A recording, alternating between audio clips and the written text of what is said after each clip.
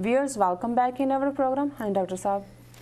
देखो सर परमेश्वर सिंह पनेसर जी का धन्यवाद उन्होंने सानू लिखे जी इनफैक्ट उन्हों का सवाल भी पहले सवाल के नाल ही जा जुड़दे जी क्योंकि प्रोग्राम इन्होंने सुनिया शेरे पंजाब ते उत्थे भी एक दो सवाल जिहड़े ने इस लाइन के उत्ते सी और मेरा ख्याल है भी यही थॉट प्रोवोकिंग है इन्हों के लिए भी जी कि भी उन्होंने पहले ने तो यह कहा कि भी की टाड़िया जा सकता इन्होंने कहा कि जी जिवें स्थिति विगड़ी पंजाब जी क्योंकि एक जिहड़ा एक्सक्यूज या बहाना सरकार ने लिया कि जी कानून व्यवस्था की स्थिति इन्नी खराब हो गई सी जी बसां जो कढ़ के लोग मारे जा रहे हुण इस गल के सबूत ने कि लास्ट जिहड़ा एक्शन ढिलवां तो बस दे विच जिहड़ा कढ़ के मुसाफिर मारन दा सी जिहदी बिना ते दरबारा सिंह दी सरकार वो चलदी कीती गई पंजाब चों वो उन्हां दीयां अपणीआं एजेंसियां दा काम सी जी और उन्होंने उस बहाने गवर्नरी राज लिया फिर जे फौज अमृतसर दे विच उन्होंने जिला फौज के हवाले करना सी कानून मुताबिक डिप्टी कमिश्नर का उस दे लई प्रवानगी देना जरूरी हुंदा है जी सो जदों उन्होंने गुरदेव सिंह बराड़ उत्थे डिप्टी कमिश्नर सन जिन्हों ने थोड़ी बहुत हील हुज्जत की उन्होंने लंबी छुट्टी ते तोड़ दिता है जी रमेश इंदर सिंह नां दा बंदा जिहड़ा हुण जिन्हें बीजेपी ज्वाइन की और बड़ा वो इंडियन गवर्नमेंट का पक्ष लिखदा है जी ਉਹਨੂੰ ਲਿਆਂਦਾ ਉਹਦੇ ਰਾਹੀਂ ਉਹਨੇ ਫੌਜ ਨੂੰ ਜਿਹੜਾ ਉਹ ਜੋ ਵੀ ਕਾਗਜ਼ ਪੱਤਰਾਂ ਤੇ ਦਸਤਖਤ ਕਰਨੇ ਸਨ ਜੀ ਸੋ ਜ਼ਾਹਰ ਹੈ ਕਿ ਇਹ ਸਥਿਤੀ ਵਿਗੜਨ ਦੀ ਲਾਈਨ ਵੀ ਜੀ ਇਹ ਵੀ ਉਹਨਾਂ ਦੀ ਨੀਤੀ ਦਾ ਹਿੱਸਾ ਸੀ ਜੀ ਨਹੀਂ ਤਾਂ ਪੰਜਾਬ ਦੇ ਵਿੱਚ ਸਰਕਾਰ ਹੈ ਉਹਨਾਂ ਦੀਆਂ ਏਜੰਸੀਆਂ ਨੇ और जे आप ही ये बस चो कढ़ के मुसाफिर मार रहे हैं और उन्होंने खाते जुझारूआं दे जां पिंडाणियां दे खाते च पा रहे हैं जी सो मैं समझदा है भी ये स्थिति जिवें अंग्रेजी च कहंदे ने दे कंट्राइव्ड ए सिचुएशन उन्होंने उस स्थिति उत्थों तक आण दित्ती जी और फिर उन्होंने ये कहा कि जी असी कानून व्यवस्था की स्थिति नूं सुधारन दे लई फौज लिआंदी जी ते जे हरमंदर साहब ते हमला किया अकाल तख्त साहब ते कीता और करन तो बाद क्लेम किया जी गुरुद्वारों की पवित्रता बहाल कर दी गई है जी सो ज़ाहिर है भी ये बिल्कुल जिवें नाजियां ने यहूदियां दी नस्लकुशी की जी कंसनट्रेशन कैंप बनाए उन्होंने जेलों के विच रखिया उन्हों दीयां किताबां साड़ियां जी जिन्हों क्रिस्टल नॉट कहते हैं एक दिन मिथ के उन्होंने सारे जर्मनी दे विच यहूदियां दे जिन्ने एक बुक ऑनर सी सारियां किताबां बाहर चुराहियां च कढ़ के साड़ियां ये लुट के लै गए जी और 2-3 साल सिखां नूं बदनाम करन दे लई मीडिया कैंपेन कीता सो कोई भी तरीका नहीं सी कि असीं इस हालत चों बच सकदे ਜਿਹੜਾ ਕਿ ਉਹਨਾਂ ਨੇ ਫੁੱਲ ਅਸੌਲਟ ਦਿੱਤਾ ਜੀ ਡਾਕਟਰ ਸਾਹਿਬ ਸਾਡਾ ਅਗਲਾ ਮੈਸੇਜ ਸੈਕਰਾਮੈਂਟੋ ਕੈਲੀਫੋਰਨੀਆ ਤੋਂ ਸਾਥੀ ਹਰਬੀਰ ਸਿੰਘ ਜੀ ਦਾ ਹੈ ਇਹਨਾਂ ਨੇ ਸਾਡੇ ਰੇਡੀਓ ਪ੍ਰੋਗਰਾਮ ਚੜ੍ਹਦੀ ਕਲਾ ਤੇ ਦਿੱਤੇ ਇੰਟਰਵਿਊ ਨੂੰ ਬਹੁਤ ਸਰਾਹਿਆ ਹੈ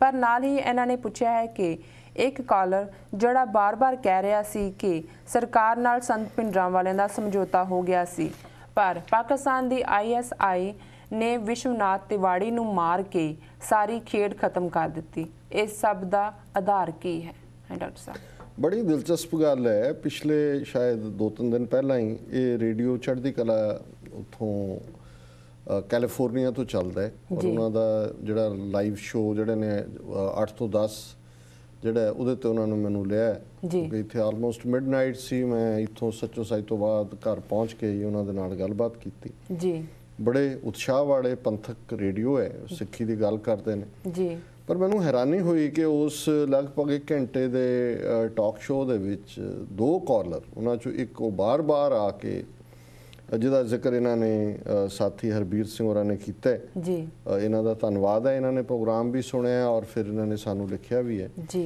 वो बार बार कह रहा सी कि जी इंदिरा गांधी दी तो सीधी गलबात पिंडरांवालियां नाल हो रही सी विश्वनाथ तिवाड़ी राहीं विश्वनाथ तिवाड़ी एक Chandigarh head of the Punjabi department सी जिहड़ा मारिया गया सी उस पीरीयड दे विच जी जी और समझौता होया सी उस समझौते दे थल्ले इंदिरा गांधी ने दरबार साहब आना सी उन्हें जिहड़ा माफ़ी मंगनी सी सिखां तो समझौते दे दस्तखत होने सी संत पिंडांवालियां ने कुछ दिन लई उन्हां नूं ਜਿਹੜਾ ਜੇਲ੍ਹ ਦੇ ਵਿੱਚ ਉਹਨਾਂ ਨੇ ਜਾਣਾ ਸੀ ਉਸ ਤੋਂ ਬਾਅਦ ਚੋਣਾਂ ਕਰਾ ਕੇ ਕਾਂਗਰਸੀਆਂ ਨੇ ਪਿੱਛੇ ਹਟ ਜਾਣਾ ਸੀ ਪਿੰਡਾਂ ਵਾਲਿਆਂ ਨੂੰ ਮੁੱਖ ਮੰਤਰੀ ਬਣਾ ਦੇਣਾ ਸੀ ਇਸ ਕਿਸਮ ਦੀਆਂ ਉਹ ਗੱਲਾਂ ਬਾਰ-ਬਾਰ ਕਰੇ ਜੀ ਤੇ ਉਹਨੂੰ ਮੈਂ 2-3 ਵਾਰੀ ਮੈਂ ਕਿਹਾ ਵੀ ਤੁਹਾਡਾ ਇਹ ਜਿਹੜਾ ਗੱਲ ਇਹ ਠੀਕ ਨਹੀਂ ਹੈ ਜੀ ਪਹਿਲੀ ਹਾਂ ਫਿਰ ਉਹਨਾਂ ਨੇ ਕਿਹਾ ਵੀ ਕਿਉਂਕਿ ਵਿਸ਼ਵਨਾਥ ਤਿਵਾੜੀ ਨੇ ਸਮਝੌਤਾ ਕਰਾਣਾ ਸੀ ਤੇ ਇਹ ਗੱਲ ਪਿੰਡਾਂ ਵਾਲਿਆਂ ਨੇ ਜਨਰਲ ਸੁਬੇਗ ਸਿੰਘ ਨੂੰ ਦੱਸ ਦਿੱਤੀ ਤੇ ਜਨਰਲ ਸੁਬੇਗ ਸਿੰਘ ਨੇ ISI ਨੂੰ ਦੱਸਤੀ, ਪਾਕਿਸਤਾਨ ਦੀ ਖੁਫੀਆ ਏਜੰਸੀ ਤੋਂ। ISI ਨੇ ਜਿਹੜਾ ਵਿਸ਼ਵਨਾਥ ਤਿਵਾੜੀ ਨੂੰ ਮਾਰ ਦਿੱਤਾ ਜੀ,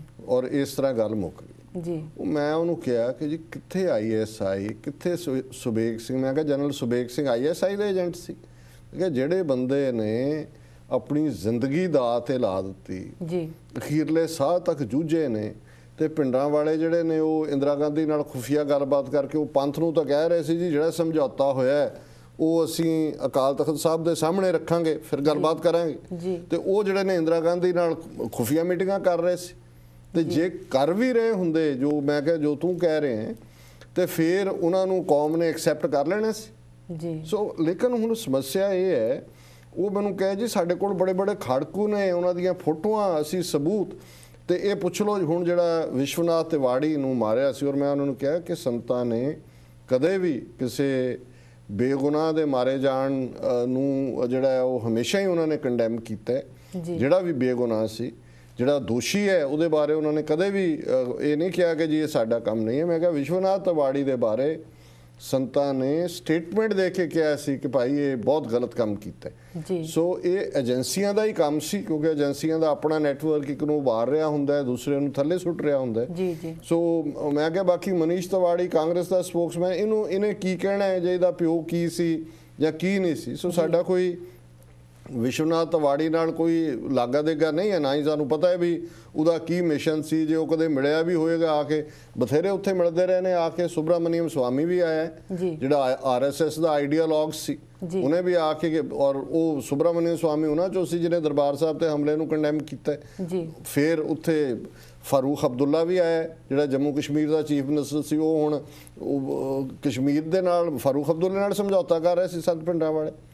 ਬਹੁਤ ਸਾਰੇ, ਸਵਰਨ ਸਿੰਘ ਵੀ ਆਇਆ ਇੰਦਰਾ ਗਾਂਧੀ ਦਾ ਐਮਐਸਰੀ ਬਣ ਕੇ, ਜਿਹੜਾ ਮਿਨਿਸਟਰ ਵੀ ਰਿਹਾ। ਔਰ ਸਵਰਨ ਸਿੰਘ ਨੇ ਜਦੋਂ ਹਮਲਾ ਹੋਇਆ ਦਰਬਾਰ ਸਾਹਿਬ ਤੇ, ਉਹਨੇ ਆਪਣਾ ਪਦਮ ਸ਼੍ਰੀ ਅਵਾਰਡ ਛੱਡਿਆ ਔਰ ਉਹਨੇ ਕਿਹਾ ਵੀ, ਔਰ ਆਪਣੇ ਪ੍ਰਾਈਵੇਟ ਦੋਸਤਾਂ ਨੂੰ ਵੀ ਉਹਨੇ ਕਿਹਾ ਵੀ ਇਹਦੀ ਨੀਅਤ ਸਾਫ਼ ਨਹੀਂ ਹੈ ਇਹਦੀ ਔਰਤ ਦੀ, ਔਰ ਇਹ ਕੋਈ ਮਾੜਾ ਕੰਮ। ਹਾਲਾਂਕਿ ਸਵਰਨ ਸਿੰਘ ਆਪ ਜੁੱਤੀਆਂ ਚੱਟਣ ਵਾਲਾ ਸੀ ਨਹਿਰੂ ਖਾਨਦਾਨ ਦਾ, ਕੋਈ ਕ੍ਰੈਡੀਬਲ ਇਹ ਨਹੀਂ ਹੈ ਵੀ ਅਸੀਂ ਕੋਈ ਉਹਦੇ ਤੇ ਰਿਲਾਈ ਕਰਦੇ।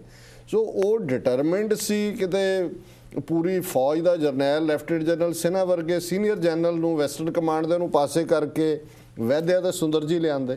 ਸੋ ਲੇਕਿਨ ਇਹ ਜਿਹੜਾ ਮਿਸ ਇਨਫੋਰਮੇਸ਼ਨ ਵਾਲੇ ਲੋਕ ਨੇ, ਜਿਨ੍ਹਾਂ ਦੇ ਵਿੱਚ ਇੱਕ ਹਿੱਸਾ ਕਾਮਰੇਡਾਂ ਦਾ ਹੈ, ਜਿਹੜੇ ਕਿ ਸਰਕਾਰ ਦੇ ਨਾਲ ਰਲੇ ਹੋਏ ਸੀ, ਇਹ ਮੋਨੀਟਰ ਕਰਦੇ ਨੇ ਰੇਡੀਓ ਟਾਕ ਸ਼ੋਜ਼ ਨੂੰ ਔਰ ਦੂਜੇ TV ਸ਼ੋਜ਼ ਨੂੰ ਆ ਕੇ ਮਿਸ ਇਨਫੋਰਮੇਸ਼ਨ ਦਿੰਦੇ ਨੇ। ਔਰ ਕਈ ਵਾਰੀ ਸਾਡੇ ਵੀ ਕੁਝ ਭੋਲੇ ਭਾਲੇ ਜਿਹੜੇ ਵੀਰ ਭੈਣਾਂ ਨੇ ਉਹ ਉਸ ਦਾ ਅਸਰ ਕਬੂਲਦੇ ਨੇ। ਸੋ ਇਸ ਕਿਸਮ ਦੀ ਜਿਹੜੀ ਸਾਥੀ ਹਰਬੀਰ ਸਿੰਘ ਜੀ, ਕੋਈ ਗੱਲ ਨਹੀਂ ਸੀ। ਸਮਝੌਤਾ ਕੀ ਹੋਣਾ ਸੀ? ਇਹ ਤਾਂ ਉਹ ਪੰਜਾਬੀ ਦਾ ਅਖਾਣ ਹੈ ਕਿ ਉਹ ਕਹੇ ਨੱਥ ਕਢਾਉਣ ਨੂੰ, ਉਹ ਫਿਰ ਇਹ ਨੱਕ ਵਢਾਉਣ ਨੂੰ। ਤੁਹਾਨੂੰ ਨੱਥ ਕਢਾ ਕੇ ਦੇਣੀ ਸੀ ਉਹਨਾਂ ਨੇ। ਸੋ ਇਹ ਇਸ ਗਲਤ ਜਾਣਕਾਰੀ ਤੋਂ ਬਚੋ ਜੀ। ਡਾਕਟਰ ਸਾਹਿਬ, ਇਹ ਮੈਸੇਜ ਨਿਊਯਾਰਕ ਤੋਂ ਸਰਦਾਰ ਮਨਿੰਦਰ ਸਿੰਘ ਰੂਪਰਾਏ ਜੀ ਦਾ ਹੈ। ਇਹਨਾਂ ਨੂੰ ਸਾਡੇ ਘੱਲੂਘਾਰਾ 84 ਨਾਲ ਸੰਬੰਧਿਤ ਪ੍ਰੋਗਰਾਮ ਬਹੁਤ ਪਸੰਦ ਆਏ। ਇਹਨਾਂ ਨੂੰ TV 84 ਨਿਊਜ਼ ਦੇ ਸਾਬਕਾ ਅਕਾਲ ਤਖਤ ਸਾਹਿਬ ਦੇ ਜਥੇਦਾਰ ਜੋਗਿੰਦਰ ਸਿੰਘ ਜੀ ਦਾ ਇੰਟਰਵਿਊ ਵੀ ਬਹੁਤ ਪਸੰਦ ਆਇਆ। ਇਹਨਾਂ ਦਾ ਸਵਾਲ ਹੈ ਕਿ ਕੀ ਕਦੀ ਸੰਤ ਭਿੰਡਰਾਂ ਵਾਲਿਆਂ ਦੇ ਖਿਲਾਫ ਕੋਈ ਕੇਸ ਦਰਜ ਕੀਤਾ ਗਿਆ ਸੀ? ਜੇ ਜਵਾਬ ਨਾ ਵਿੱਚ ਹੈ ਤਾਂ ਕਿਸ ਬਿਨਾਂ ਤੇ ਉਹਨਾਂ ਨੂੰ ਫੜਨ ਲਈ ਫੌਜ ਨੇ ਹਰਮੰਦਰ ਸਾਹਿਬ ਤੇ ਧਾਵਾ ਬੋਲਿਆ? ਡਾਕਟਰ ਸਾਹਿਬ ਦੇਖੋ, ਇਹ ਬੜਾ ਵੀਰ ਮਨਿੰਦਰ ਸਿੰਘ ਰੂਪਰਾਏ ਜਿਨ੍ਹਾਂ ਨੇ ਨਿਊਯਾਰਕ ਤੇ ਲਿਖਿਆ, ਬੜਾ ਰੈਲੇਵੈਂਟ ਕੁਐਸਚਨ ਹੈ। ਇਸ ਕਿਸਮ ਦਾ ਇੱਕ ਸਵਾਲ ਵੈਨਕੂਵਰ ਦੇ ਸ਼ੋਅ ਤੇ ਵੀ ਸੀ ਜੀ। ਹੁਣ ਦੇਖੋ, ਕਾਨੂੰਨ ਦਾ ਤਾਂ ਜੇ ਤੁਸੀਂ ਕਾਨੂੰਨ ਦੇ ਹੀ ਨੁਕਤੇ ਲੈਣੇ, ਹੁਣ ਜਿਵੇਂ ਉੱਪਰਲਿਆਂ ਨੇ ਪੁੱਛਿਆ ਸੀ ਕਿ ਜੀ ਕੀ ਇਹਨੂੰ ਟਾਲਿਆ ਜਾ ਸਕਦਾ ਸੀ ਜੀ। ਜਦੋਂ ਹਮਲਾ ਦਰਬਾਰ ਸਾਹਿਬ ਤੇ ਕੀਤਾ ਜਾਂਦਾ 3 ਜੂਨ ਨੂੰ ਫੌਜ ਘੇਰਦੀ ਹੈ ਜੀ, ਉਦੋਂ ਤੱਕ ਸੰਤ ਪਿੰਡਰਾਂ ਵਾਲਿਆਂ ਦੇ ਖਿਲਾਫ ਕੋਈ FIR ਨਹੀਂ ਸੀ, ਕੋਈ ਫਸਟ ਇਨਫੋਰਮੇਸ਼ਨ ਰਿਪੋਰਟ ਨਹੀਂ ਸੀ, ਕੋਈ ਕੇਸ ਰਜਿਸਟਰਡ ਨਹੀਂ ਸੀ, ਕੋਈ ਹੋਰ ਸਿੰਘ ਐਸੇ ਨਹੀਂ ਸੀ ਜਿਨ੍ਹਾਂ ਦੇ ਖਿਲਾਫ ਕੇਸ ਸੀ ਜਿਹਨੂੰ ਕੋਈ ਅਦਾਲਤ ਚੋਂ ਇਹ ਕਿਹਾ ਗਿਆ ਹੋਏ ਕਿ ਬੰਦੇ ਹਾਜ਼ਰ ਕਰੋ, ਜਾਂ ਡਿਪਟੀ ਕਮਿਸ਼ਨਰ ਨੇ ਨੋਟਿਸ ਦਿੱਤਾ ਹੋਏ ਕਿ ਜੀ ਆਹ ਬੰਦੇ ਹਰਮੰਦਰ ਸਾਹਿਬ ਦੀ ਹਦੂਦ 'ਚ ਨੇ ਜੀ, ਇਹਨਾਂ ਨੂੰ ਸਾਡੇ ਹਵਾਲੇ ਕਰੋ, ਜੇ ਨਹੀਂ ਕਰੋਗੇ ਤੇ ਪੁਲਿਸ ਪਾਰਟੀ ਆਏਗੀ ਜਾਂ ਗ੍ਰਿਫਤਾਰ ਕੀਤਾ ਜਾਏਗਾ। ਸੋ ਇਹ ਤਾਂ ਇਹਨਾਂ ਨੇ ਕਾਨੂੰਨ ਦਾ ਵੀ ਕੋਈ ਤਕਾਜ਼ਾ ਜਿਹੜਾ ਉਹ ਪੂਰਾ ਨਹੀਂ ਕੀਤਾ।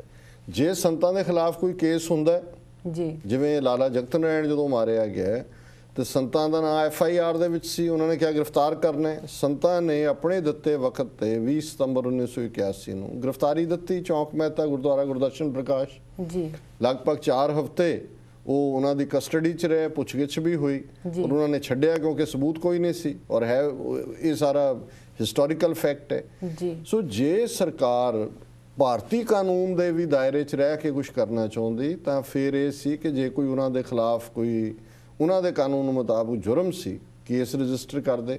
ਜੀ ਕੋਈ ਹੋਰ ਸਿੰਘ ਜਿਹੜੇ ਉਹਨਾਂ ਨੂੰ ਲੱਗਦਾ ਸੀ ਜੀ ਬਾਹਰ ਮਾਰ ਕੇ ਬੰਦੇ ਅੰਦਰ ਚਲੇ ਜਾਂਦੇ ਨੇ, ਉਹਨਾਂ ਦੇ ਨਾਂ ਦਿੰਦੇ। ਸ਼੍ਰੋਮਣੀ ਕਮੇਟੀ ਦੇ ਕੰਟਰੋਲ 'ਚ ਮੈਨੇਜਮੈਂਟ ਸੀ ਉਹ, ਜੀ ਉਹਨਾਂ ਨੂੰ ਕਹਿੰਦੇ ਜੀ ਆਹ ਬੰਦੇ ਚਾਹੀਦੇ ਨੇ, ਸਾਡੇ ਹਵਾਲੇ ਕਰੋ, ਨਹੀਂ ਹੋਇਆ ਤੇ ਅਸੀਂ ਜਿਹੜਾ ਉਹ ਪੁਲਿਸ ਐਕਸ਼ਨ ਕਰਾਂਗੇ। ਜੀ ਬਿਲਕੁਲ ਫਿਰ ਉਹਨਾਂ ਦੀ ਕਾਨੂੰਨੀ ਪੋਜੀਸ਼ਨ ਬਣਦੀ ਸੀ ਜੀ ਦੇਖੋ ਸਾਡੇ ਕੋਲ ਕੋਈ ਚੋਇਸ ਨਹੀਂ ਸੀ, ਜੀ ਕਿਉਂਕਿ ਉਹਨਾਂ ਨੇ ਜਿਹੜਾ ਉਹ ਫੋਲੋ ਨਹੀਂ ਕੀਤਾ ਸ਼੍ਰੋਮਣੀ ਕਮੇਟੀ ਨੇ। ਜੀ ਸੋ ਵੀਰ ਮਨਿੰਦਰ ਸਿੰਘ ਰੂਪਰਾਏ ਜੀ ਤੁਸੀਂ ਬਿਲਕੁਲ ਠੀਕ ਕਿਹਾ ਕਿ ਕੋਈ ਉਹਨਾਂ ਦੇ ਖਿਲਾਫ ਨਾ FIR ਸੀ ਨਾ ਕੋਈ ਕੇਸ ਸੀ ਜੀ ਔਰ ਇਹ ਪਲੈਨਡ ਸ਼ਹੀਦੀ ਦਿਨ ਦੇ ਮੌਕੇ ਤੇ ਚੁਣਨਾ ਜੀ ਉਸ ਹਮਲੇ ਦੇ ਲਈ। ਔਰ 37 ਇਤਿਹਾਸਕ ਗੁਰਦੁਆਰਿਆਂ 'ਚ, ਜੀ 37 'ਚ ਤਾਂ ਨਹੀਂ ਨਾ ਪਿੰਡ ਵਾਲੇ ਬੈਠੇ ਹੋਏ ਸੀ, ਉਹਨੂੰ ਪਤਾ ਸੀ ਕਿ ਕਿੱਥੇ ਬੈਠੇ ਨੇ। ਜੀ ਸੋ ਇਹ ਇੱਕ ਪਲੈਨਡ ਤਰੀਕਾ ਸੀ ਉਹਨਾਂ ਦਾ ਜਿਹੜਾ ਉਹਨਾਂ ਨੇ ਹਮਲਾ ਕੀਤਾ ਸਾਡੇ ਤੇ। ਜੀ ਡਾਕਟਰ ਸਾਹਿਬ, ਇਹ ਮੈਸੇਜ ਟੋਰਾਂਟੋ ਤੋਂ ਸਰਦਾਰ ਪ੍ਰਿਥੀਪਾਲ ਸਿੰਘ ਬਸਰਾ ਜੀ ਦਾ ਹੈ। ਇਹ ਪ੍ਰੋਗਰਾਮ ਸੱਚੋ ਸੱਚ ਨੂੰ ਦਿਲੋਂ ਮਨੋਂ ਪਿਆਰ ਕਰਦੇ ਹਨ। ਇਹਨਾਂ ਦਾ ਸਵਾਲ ਹੈ 29 ਸਾਲ ਬੀਤਣ ਬਾਅਦ ਸਿੱਖ ਕੌਮ ਕਿੱਥੇ ਖੜੀ ਹੈ? ਕੀ ਕਦੀ ਅਸੀਂ ਆਪਾ ਪੜਚੋਲ ਕੀਤੀ ਹੈ ਕਿ ਜਿਹੜੇ ਲੋਕ ਉਦੋਂ ਸਾਡੇ ਨਾਲ ਜੁੜੇ ਉਹ ਹੌਲੀ ਹੌਲੀ ਸਾਨੂੰ ਕਿਉਂ ਛੱਡ ਗਏ? ਕੀ ਕਿਤੇ ਅਸੀਂ ਵੀ ਖਾਲਿਸਤਾਨ ਲਹਿਰ ਦੇ ਪਤਨ ਲਈ ਜ਼ਿੰਮੇਵਾਰ ਤਾਂ ਨਹੀਂ ਹੈ ਡਾਕਟਰ ਸਾਹਿਬ? ਸਰ ਪ੍ਰਿਥੀਪਾਲ ਸਿੰਘ ਬਸਰਾ ਜੀ ਦਾ ਬਹੁਤ ਬਹੁਤ ਧੰਨਵਾਦ। ਉਹਨਾਂ ਨੇ ਸਾਨੂੰ ਟੋਰਾਂਟੋ ਕੈਨੇਡਾ ਤੋਂ ਲਿਖਿਆ ਜੀ ਆਪਾ ਪੜਚੋਲ। ਜੀ ਬਿਲਕੁਲ ਠੀਕ ਕਿਹਾ ਉਹਨਾਂ ਨੇ। ਅੰਗਰੇਜ਼ੀ ਦੇ ਦੋ ਸ਼ਬਦ ਨੇ, ਇੱਕ ਹੈ ਸੈਲਫ ਕੰਡੈਮਨੇਸ਼ਨ, ਇੱਕ ਹੈ ਸੈਲਫ ਐਨਾਲਿਸਿਸ। ਪੰਜਾਬੀ 'ਚ ਅਸੀਂ ਕਵਾਂਗੇ ਆਪਾ ਨਖੇਦੀ ਤੇ ਆਪਾ ਪੜਚੋਲ। ਜੀ ਆਪਾ ਨਖੇਦੀ ਮਾੜੀ ਹੁੰਦੀ ਹੈ, ਸੈਲਫ ਕੰਡੈਮਨੇਸ਼ਨ ਜਦੋਂ ਤੁਸੀਂ ਹਰ ਚੀਜ਼ ਦੀ ਸਵਾਹ ਆਪਣੇ ਸਿਰ 'ਚ ਹੀ ਪਾਈ ਜਾਓ। ਜੀ ਆਪਾ ਪੜਚੋਲ ਬੜੀ ਜ਼ਰੂਰੀ ਹੁੰਦੀ ਹੈ, ਉਹ ਨਿੱਜੀ ਲਾਈਫ 'ਚ ਵੀ। ਜੀ ਅਸੀਂ ਜਦੋਂ ਦਿਨ ਵੀ ਬਿਤਾਉਂਦੇ ਹਰ ਦਿਨ ਦੇ ਵੀ ਆਪਾ ਪੜਚੋਲ ਹੋਣੀ ਚਾਹੀਦੀ ਹੈ ਕਿ ਭਾਈ ਇੰਨਾ ਕੀਮਤੀ ਦਿਨ ਸੀ ਜ਼ਿੰਦਗੀ ਦਾ, ਰੱਬ ਨੇ ਇੰਨੀਆਂ ਸੋਹਣੀਆਂ ਨਿਯਮਤਾਂ, ਸੂਰਜ, ਚੰਦਰਮਾ, ਰੋਜ਼ੀ, ਜੀ ਰਿਜਕ ਸਭ ਕੁਝ ਦਿੱਤਾ ਹੈ ਤੇ ਜੀ। ਕੀ ਅਸੀਂ ਆਪਣਾ ਦਿਨ ਸਕਾਰਥਾ ਕੀਤਾ? ਜੀ ਸੋ ਇਸੇ ਤਰ੍ਹਾਂ ਕੌਮਾਂ ਦੀ ਜ਼ਿੰਦਗੀ 'ਚ ਵੀ ਇੰਪੋਰਟੈਂਟ ਹੁੰਦਾ ਹੈ ਕਿ ਜਦੋਂ ਕੋਈ ਲਹਿਰ ਚੱਲਦੀ ਹੈ ਜਿਹਦੇ 'ਚ ਕੌਮ ਇਨਵੋਲਵ ਹੁੰਦੀ ਹੈ, ਕਿਸੇ ਪੜਾਅ ਤੇ ਆ ਕੇ ਪੜਾਅਵਾਰ ਸਾਡੇ ਲਈ ਇਹ ਸੋਚਣਾ ਬਣਦਾ ਹੈ ਜੀ ਕਿ ਅਸੀਂ ਕੀ ਖੱਟਿਆ, ਕੀ ਗਵਾਇਆ, ਜੀ, ਕਿੱਥੋਂ ਤੁਰੇ ਸੀ, ਕਿੱਥੇ ਆਏ। ਸੋ ਇਹ ਇੱਕ ਇਮਾਨਦਾਰ ਸਵਾਲ ਔਰ ਇਮਾਨਦਾਰ ਪਹੁੰਚ ਹੈ। ਔਰ ਉਹਨਾਂ ਨੇ ਕਿਹਾ ਕਿ ਜੀ ਸਾਨੂੰ ਇਹ ਜਾਣਨਾ ਚਾਹੀਦਾ ਹੈ ਵੀ ਜਿਹੜੇ ਸਾਡੇ ਨਾਲ ਤੁਰੇ ਸੀ ਕਿਉਂ ਛੱਡ ਗਏ ਸਾਨੂੰ। ਜੀ ਬਿਲਕੁਲ ਜਿਹੜੇ 29 ਸਾਲ ਪਹਿਲਾਂ ਸੀ ਉਹ ਹੌਲੀ ਹੌਲੀ ਹੌਲੀ ਕਿਉਂ ਪਿੱਛੇ ਹਟ ਗਏ। ਮੈਂ ਸਮਝਦਾ ਹਾਂ ਵੀ ਇਹਦੇ 'ਚ ਕੋਈ ਇਸ ਕਿਸਮ ਦਾ ਗੰਭੀਰ ਚਿੰਤਨ ਸਿੱਖਾਂ ਨੇ ਨਹੀਂ ਕੀਤਾ, ਸਾਡੀ ਜੀ। ਲਹਿਰ ਵਾਲਿਆਂ ਨੇ ਵੀ ਨਹੀਂ ਕੀਤਾ, ਅਸੀਂ ਵੀ ਨਹੀਂ ਕੀਤਾ। ਜੀ ਔਰ ਇਹੀ ਕਾਰਨ ਹੈ ਕਿ ਅੱਜ ਵੀ ਜਦੋਂ ਕਿਤੇ ਥੋੜੀ ਬਹੁਤ ਐਕਟੀਵਿਟੀ ਹੁੰਦੀ ਨਜ਼ਰ ਆਉਂਦੀ ਹੈ ਤਾਂ ਮੇਰਾ ਇਹ ਫੀਅਰ ਹੁੰਦਾ ਹੈ ਜਾਂ ਮੇਰਾ ਇਹ ਡਰ ਹੈ ਕਿ ਉਹੀ ਗਲਤੀਆਂ ਅਸੀਂ ਫੇਰ ਦੁਹਰਾ ਰਹੇ ਹਾਂ, ਉਹੀ ਗਲਤੀਆਂ ਫੇਰ ਦੁਹਰਾਵਾਂਗੇ ਜਿਹੜੀਆਂ ਅਸੀਂ 28-29 ਸਾਲ 'ਚ ਕੀਤੀਆਂ ਨੇ। ਜੀ ਅਸੀਂ ਇਮਾਨਦਾਰ ਪਹੁੰਚ ਦੀ ਥਾਂ ਤੇ ਬਹੁਤ ਵਾਰ ਮੂੰਹ ਮਲਾਜਾ ਰੱਖਦੇ ਹਾਂ। ਜੀ ਜਿਸ ਧੜੇ ਨਾਲ ਅਸੀਂ ਜੁੜੇ ਹੋਏ ਹਾਂ, ਜਿਸ ਸੰਸਥਾ ਨਾਲ ਅਸੀਂ ਜੁੜੇ ਹੋਏ ਹਾਂ, ਉਹਨਾਂ ਦੀਆਂ ਕਮਜ਼ੋਰੀਆਂ ਦੇਖ ਕੇ ਵੀ ਅਸੀਂ ਅੱਖਾਂ ਬੰਦ ਕਰ ਲੈਂਦੇ ਹਾਂ ਜੀ ਕੀ ਕਹਿਣਾ। ਜੀ ਹੁਣ ਅੱਜ ਜਿਵੇਂ ਸੰਤ ਪਿੰਡਾਂ ਵਾਲਿਆਂ ਦੀ ਸ਼ਹਾਦਤ ਬਾਰੇ ਬਹੁਤ ਸਾਰੀਆਂ ਚੀਜ਼ਾਂ ਜਿਹੜੀਆਂ ਨੇ ਸਾਹਮਣੇ ਆ ਰਹੀਆਂ ਨੇ, ਜੀ ਸਾਰੇ ਬੋਲ ਵੀ ਰਹੇ ਨੇ। ਹੁਣ ਜੀ। ਤਾਂ ਇਸ ਗੱਲ ਦੇ ਉੱਤੇ ਹੈ ਕਿ ਜੀ ਉਹਨਾਂ ਦਾ ਨਾਂ ਕਿਉਂ ਨਹੀਂ ਸ਼ਹੀਦੀ ਯਾਦਗਾਰ ਤੇ ਲਿਖਿਆ ਜਾਂਦਾ। ਜੀ ਪਰ ਇਹੀ ਬਹੁਤ ਸਾਰੇ ਵੀਰ ਨੇ ਜਿਨ੍ਹਾਂ ਨੇ 20-22 ਸਾਲ ਇਸ ਗੱਲ ਦੇ ਲਈ ਆਪਣਿਆਂ ਨੂੰ ਭੰਨਿਆ, ਭੰਡਿਆ, ਕੋੜੀ ਕਿਹਾ, ਕੋਈ ਹੋਰ ਕਿਹਾ, ਦੋਖੀ ਕਿਹਾ, ਜਿਹੜੇ ਸੰਤਾਂ ਨੂੰ ਸ਼ਹੀਦ ਕਹਿੰਦੇ ਸਨ। ਜੀ ਹੁਣ ਜੇ ਕੌਮ ਦੇ ਵਿੱਚ ਐਨਾਲਿਸਿਸ ਹੋਏ ਤਾਂ ਕੌਮ ਨੂੰ ਪਛਾਣਨਾ ਚਾਹੀਦਾ ਹੈ ਕਿ ਕੌਣ ਸਨ ਉਹ ਔਰ ਕੀ ਕਾਰਨ ਸੀ, ਜਾਂ ਇਸ ਦੀ ਘੱਟੋ ਘੱਟ ਬਿਠਾ ਕੇ ਉਹਨਾਂ ਤੋਂ ਐਕਸਪਲੇਨੇਸ਼ਨ ਤਾਂ ਮੰਗੀ ਜਾਏ ਵੀ ਭਾਈ ਤੁਹਾਡੀ ਕੀ ਮਜਬੂਰੀ ਸੀ ਜੀ ਔਰ ਤੁਸੀਂ ਕੀ ਅੱਗੋਂ ਇਸ ਕਿਸਮ ਦੀ ਗੱਲ ਨਹੀਂ ਕਰੋਗੇ। ਜੀ ਸੋ ਮੈਂ ਸਮਝਦਾ ਹਾਂ ਵੀ ਇਹ ਮੈਂ ਸਹਿਮਤ ਹਾਂ ਸਰ ਪ੍ਰਿਥੀਪਾਲ ਸਿੰਘ ਜੀ ਦੀ ਇਸ ਗੱਲ ਨਾਲ ਕਿ ਜਿਹੜੇ ਕਈ ਸੰਜੀਦਾ ਲੋਕ ਸਾਡੇ ਨਾਲ ਤੁਰੇ, ਕੁਝ ਕਰਨਾ ਵੀ ਚਾਹੁੰਦੇ ਸੀ, ਕੁਝ ਸਮਾਂ ਪਾ ਕੇ ਉਹਨਾਂ ਨੇ ਦੇਖਿਆ ਕਿ ਇਹ ਜਿਵੇਂ ਅੰਗਰੇਜ਼ੀ 'ਚ ਕਹਿੰਦੇ ਨੇ ਕਿ that is not there cup of tea, ਜੀ ਕਿ ਇਹ ਉਹਨਾਂ ਦੇ ਵੱਸ ਦੀ ਗੱਲ ਨਹੀਂ ਹੈ। ਬਾਕੀ ਕੁਝ ਐਸੇ ਵੀ ਤੁਰੇ ਜਿਹੜੇ ਜੋਸ਼ੋ ਖਰੋਸ਼ ਸੀ, ਜਜ਼ਬਾਤੀ ਸੀ, ਲੰਬਾ ਵਕਤ ਜਜ਼ਬਾਤ ਦੀ ਉਮਰ ਨਹੀਂ ਹੁੰਦੀ। ਜੀ ਕੁਝ ਨੂੰ ਲੱਗਦਾ ਸੀ ਖਾਲਿਸਤਾਨ ਕੱਲ ਵੀ ਬਣਿਆ ਕਿ ਅੱਜ ਵੀ ਬਣਿਆ, ਉਹ ਵੀ ਕੁਝ ਥੱਕ ਵੀ ਗਏ, ਜੀ। ਪਰ ਇੱਕ ਤਬਕਾ ਜ਼ਰੂਰ ਸੰਜੀਦਾ ਜਿਹੜਾ ਹੈ ਉਹ ਸਾਡੇ ਨਾਲੋਂ ਟੁੱਟਿਆ ਹੈ।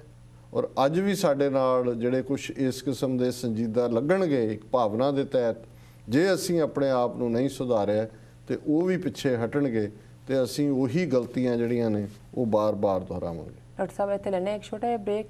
ਵੀਅਰਸ, ਵਿਚਾਰਾਂ ਦਾ ਸਿਲਸਿਲਾ ਇਸ ਤਰ੍ਹਾਂ ਜਾਰੀ ਰਹੇਗਾ। ਮਿਲਦੇ ਹਾਂ ਇੱਕ ਛੋਟੇ ਜਿਹੇ ਬ੍ਰੇਕ ਤੋਂ ਬਾਅਦ।